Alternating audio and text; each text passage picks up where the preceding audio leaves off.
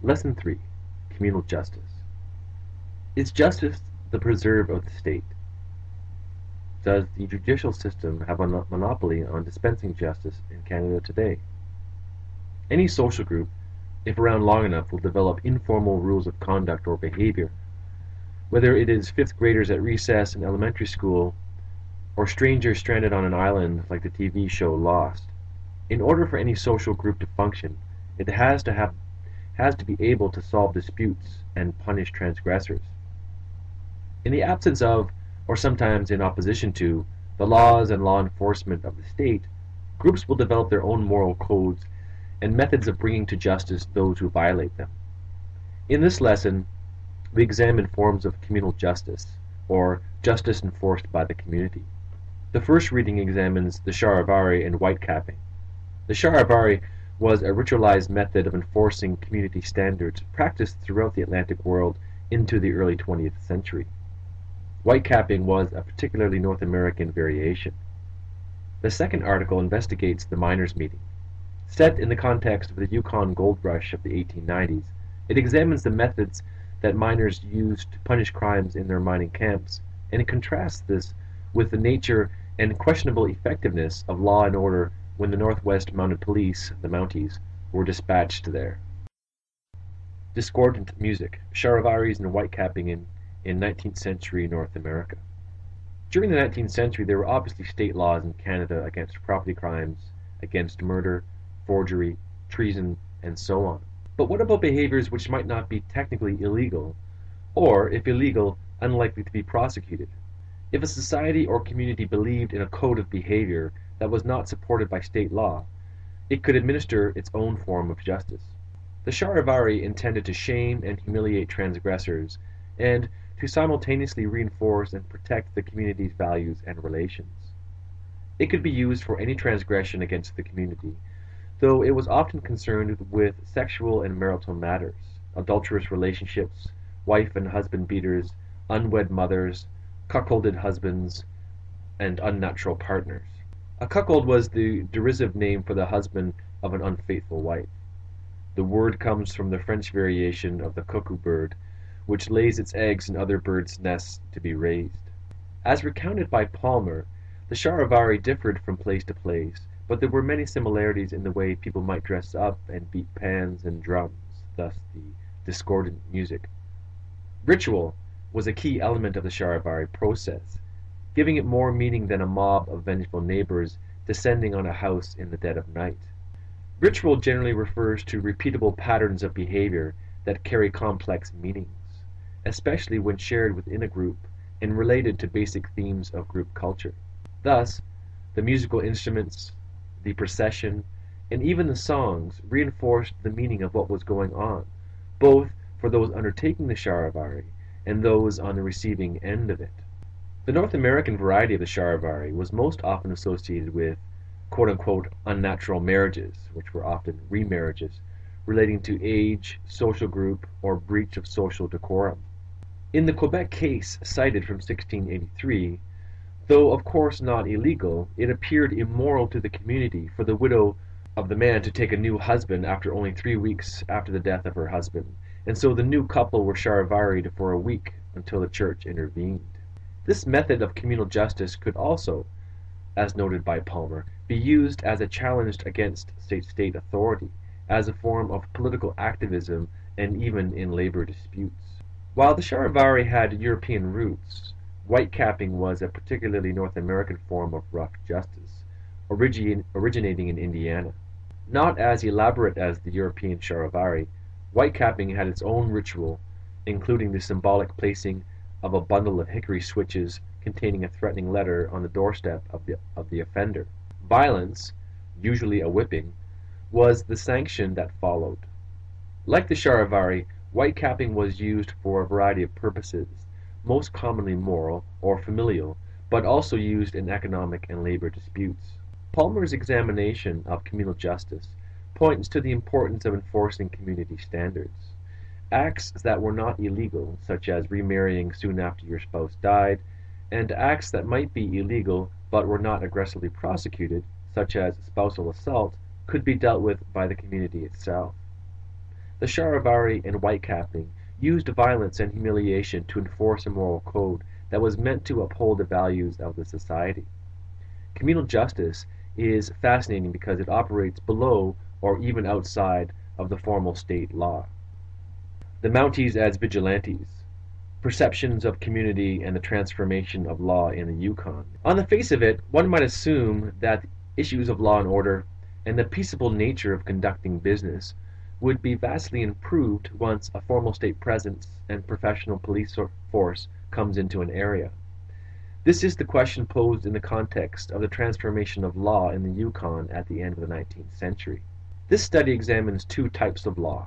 One, that developed without the central state or any outside authority, the miners' meeting, and a second that developed explicitly to represent the state and central authority, the Mounties. One might assume that the latter would be superior to the former. However, this was not always the case. The nature of a gold rush framed the context of law and order in the Yukon. Extremely sparsely populated, the Yukon district saw a swift influx of men seeking their fortune in gold in the 1890s. Like the earlier study of the Hudson's Bay Company, with the Yukon gold rush there was little to no state presence in the area. Government services such as policing, courts, jails, and so on follow rather than precede influxes of population into an area. If there are no settlers in the Yukon, why spend so much money on salaries and building infrastructures?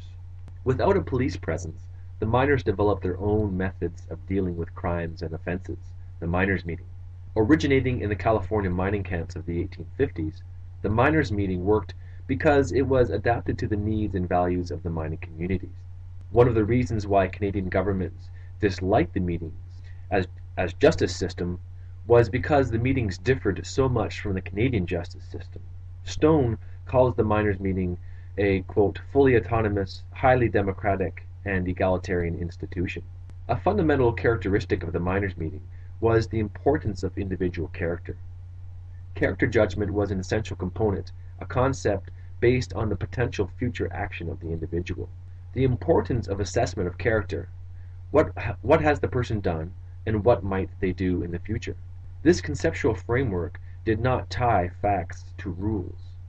In the formal state law process, evidence is provided to show that someone committed a particular action, i.e., that is, the fact, and this fact is related to a legal precept, the rule.